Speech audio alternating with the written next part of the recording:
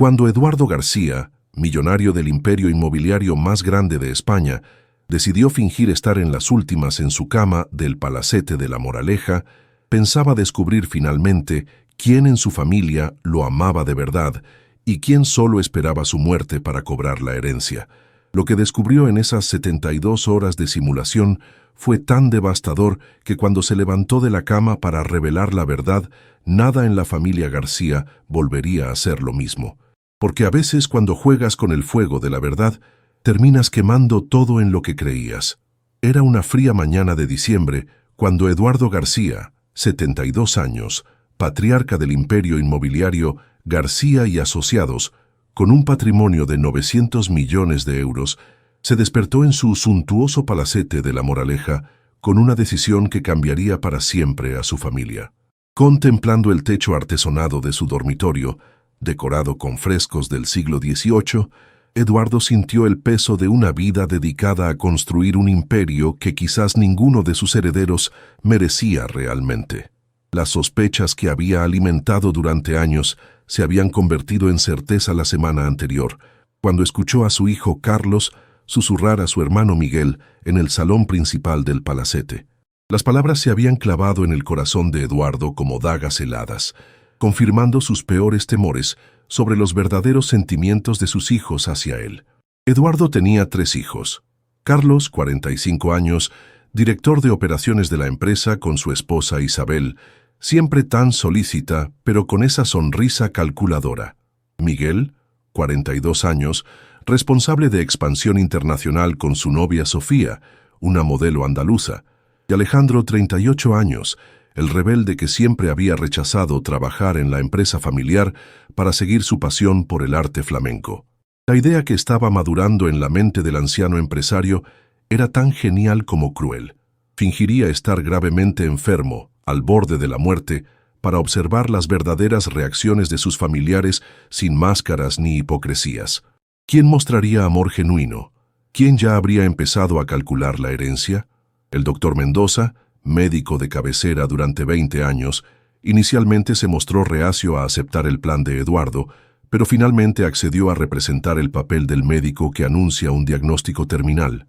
Ramón, el asistente personal de confianza, instaló cámaras ocultas por todo el palacete para grabar cada conversación y cada gesto cuando los familiares creyeran estar solos. La mañana del 15 de diciembre, Eduardo puso en marcha su plan.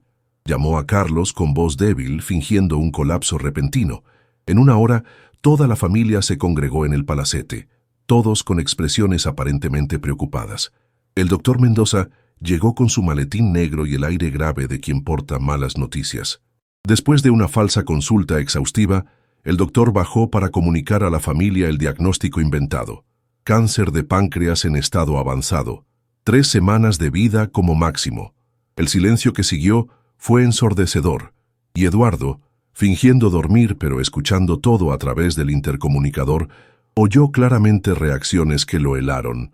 No solo lágrimas, sino también lo que le pareció un suspiro de alivio por parte de alguien.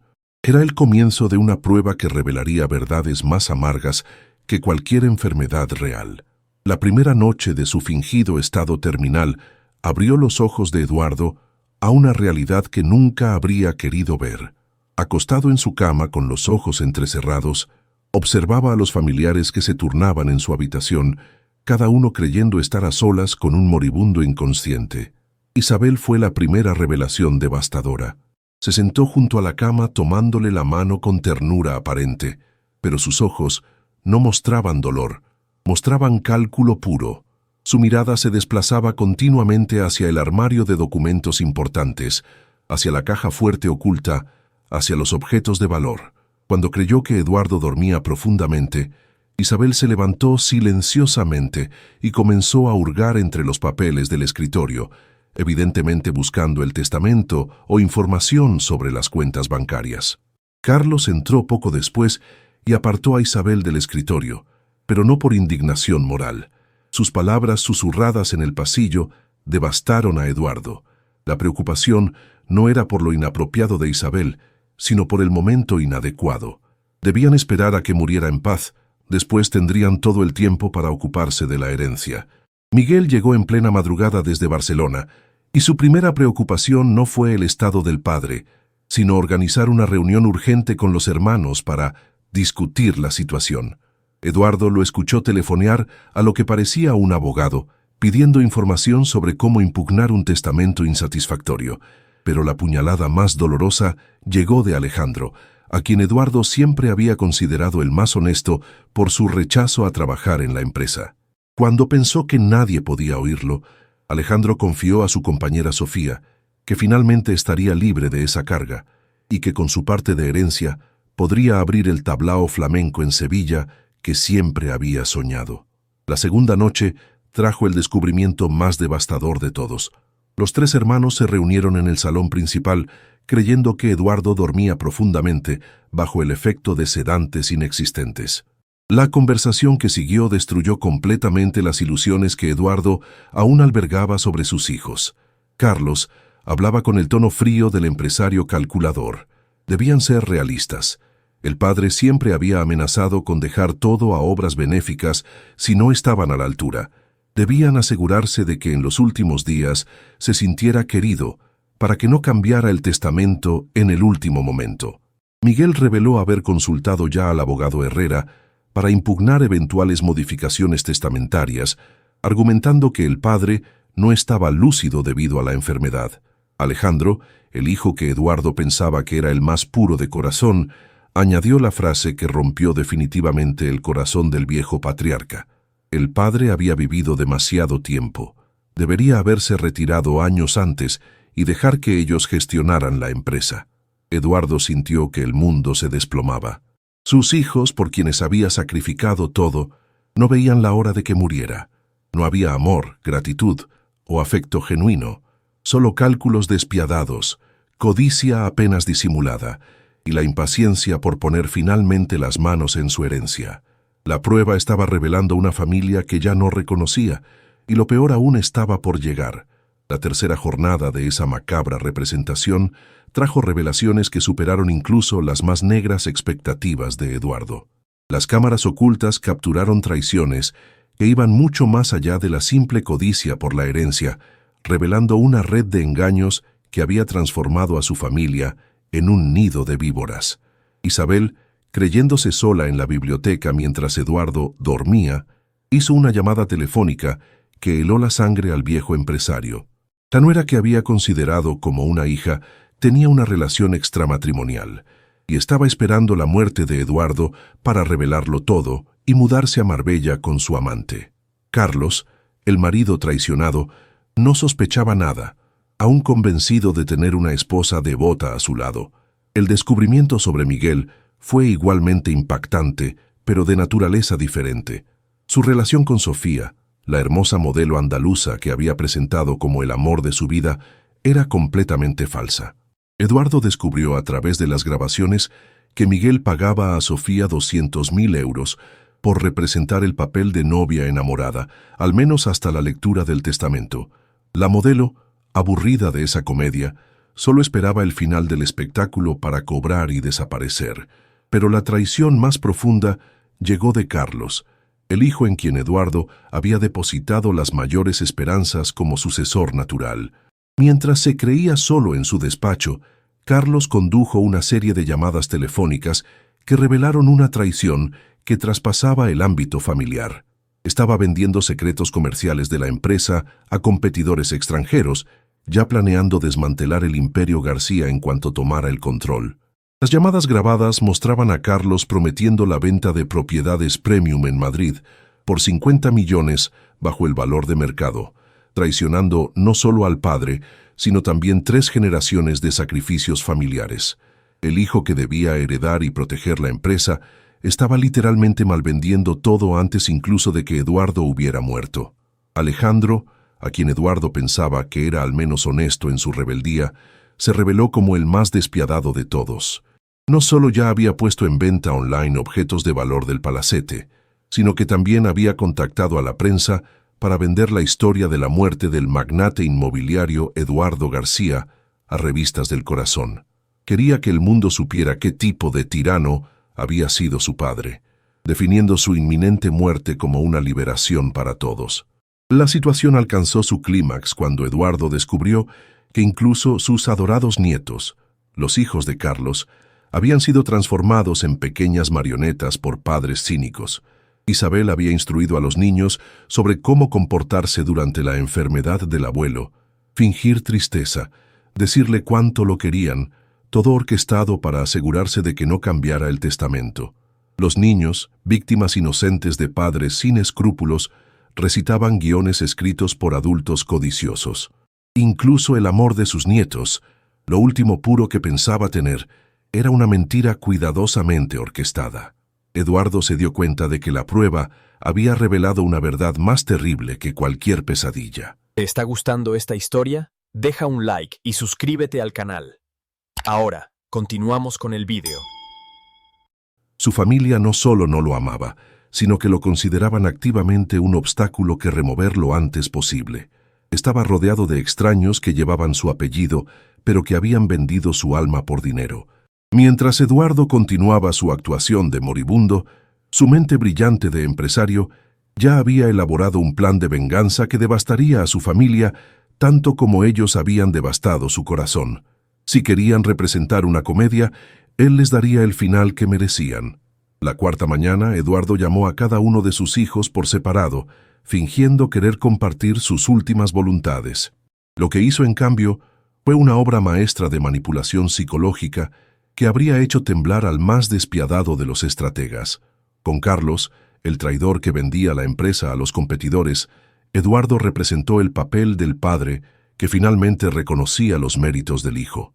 Le prometió el 60% de las acciones y la presidencia de la empresa, pidiéndole que firmara algunos documentos para proteger la empresa de los impuestos de sucesión.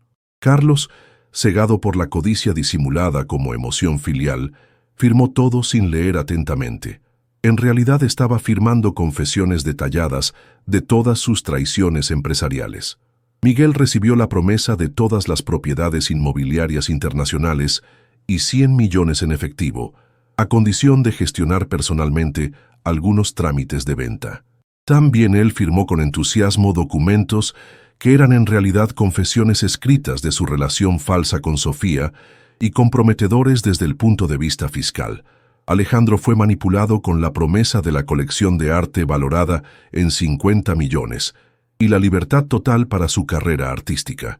Emocionado hasta las lágrimas por las palabras del padre arrepentido, firmó documentos que lo acusaban de robo y venta ilegal de bienes familiares. Isabel recibió 20 millones para cuidar de Carlos, y pensando en su futuro en Marbella, firmó con entusiasmo documentos que la acusaban de adulterio y apropiación indebida. Todos los documentos firmados fueron inmediatamente enviados al bufete de abogados de Madrid, con instrucciones precisas de abrirlos solo después de la muerte de Eduardo o bajo su petición escrita. El verdadero golpe de genio llegó la quinta noche, cuando Eduardo llamó a todos a su habitación para lo que debía ser su último discurso. Con voz débil y ojos llorosos, comenzó un monólogo aparentemente conmovedor sobre sus errores como padre y su amor por la familia. Por un momento, viendo las lágrimas en los rostros de sus seres queridos, Eduardo pensó vislumbrar un destello de amor genuino. Pero Carlos lo arruinó todo susurrando al hermano que era perfecto. El padre estaba muriendo con sentimientos de culpa, por lo que el testamento permanecería favorable. Fue en ese instante que Eduardo tomó la decisión final. No solo revelaría la verdad sobre su estado de salud, sino que destruiría completamente la vida de cada miembro de su familia. Habían elegido tratarlo como un obstáculo que remover. Él les mostraría lo que significaba tener un verdadero enemigo. Al día siguiente, Eduardo dijo a Ramón que preparara todo para el gran final. Todos debían estar reunidos en el salón principal, junto con el abogado, el notario y los periodistas que estaban a punto de presenciar el espectáculo de sus vidas. La prueba había terminado. Ahora comenzaba el ajuste de cuentas más despiadado de la historia empresarial española. La mañana del séptimo día, Eduardo se preparó para el momento que había planificado hasta el último detalle. Se vistió con su mejor traje oscuro, el de las grandes ocasiones, y se miró al espejo. El hombre que lo contemplaba ya no era el patriarca moribundo, sino el temible empresario que había construido un imperio desde la nada. A las 10 en punto, Ramón reunió a toda la familia en el salón principal del palacete. La atmósfera era solemne. Todos creían haber sido convocados para los últimos momentos de Eduardo. También estaban presentes el abogado Martínez, el notario Fernández, el doctor Mendoza y, para sorpresa general, 3 periodistas de El País, ABC y Hola. A las 10:15, Eduardo bajó las escaleras, no con el paso incierto de un moribundo, sino con el andar seguro del líder que siempre había sido. El silencio en el salón se volvió ensordecedor cuando todos lo vieron perfectamente sano, vestido elegantemente, con la mirada afilada de quien controla la situación. Las primeras palabras de Eduardo fueron como una bomba que explotó en el silencio. No estaba enfermo, no se estaba muriendo. Todo había sido una prueba para ver cómo se comportaría su familia, pensando que estaba al borde de la muerte. El doctor Mendoza simplemente había representado el papel que le había asignado. La palidez que se pintó en los rostros de los familiares fue inmediata y devastadora. Isabel pareció a punto de desmayarse. Miguel comenzó a sudar visiblemente. Carlos intentó balbucear una justificación, mientras Alejandro parecía paralizado por el shock. Eduardo se acercó a una gran pantalla preparada por Ramón y comenzó la proyección que destruiría para siempre a la familia García. Los videos grabados por las cámaras ocultas mostraban cada conversación privada, cada traición, cada fechoría cometida en los 6 días anteriores. Una por una, Eduardo enumeró las culpas de cada uno. Carlos había traicionado a la empresa vendiendo secretos a los competidores. Isabel tenía un amante en Marbella y había manipulado a los niños. Miguel había pagado a Sofía para fingir una relación. Alejandro había vendido objetos del palacete y contactado a revistas del corazón. Cada acusación estaba respaldada por pruebas de video y audio irrefutables. Los periodistas tomaban fotos y notas frenéticamente, conscientes de presenciar el mayor escándalo familiar del mundo empresarial español. Pero Eduardo no había terminado. Con voz que se volvía cada vez más glacial, reveló que todos habían firmado confesiones completas de sus crímenes, creyendo firmar documentos de herencia. La trampa se había cerrado perfectamente sobre ellos. Los intentos desesperados de justificación fueron barridos por las pruebas aplastantes. No había escapatoria, no había posibilidad de negar la evidencia. La familia García había sido desenmascarada ante todo el mundo. Eduardo se dirigió hacia el abogado Martínez, quien abrió un maletín extrayendo una serie de documentos legales. El momento de la sentencia había llegado, y la familia García esperaba en silencio una condena que sabían sería devastadora. Las consecuencias anunciadas por Eduardo fueron despiadadas y definitivas. Carlos era despedido de la empresa con efecto inmediato, denunciado por traición societaria y espionaje industrial, y su herencia reducida a 0. Isabel enfrentaba denuncias por adulterio y apropiación indebida, mientras los nietos serían entregados a la hermana de Eduardo hasta que los padres demostraran ser dignos. Miguel perdía completamente su herencia. Las propiedades inmobiliarias prometidas se donaban a la Fundación García para asistencia a huérfanos, y sus crímenes fiscales ya estaban en manos de Hacienda. Sofía, viendo la situación precipitarse, abandonó el palacete sin mirar atrás. Alejandro recibió la puñalada más profunda.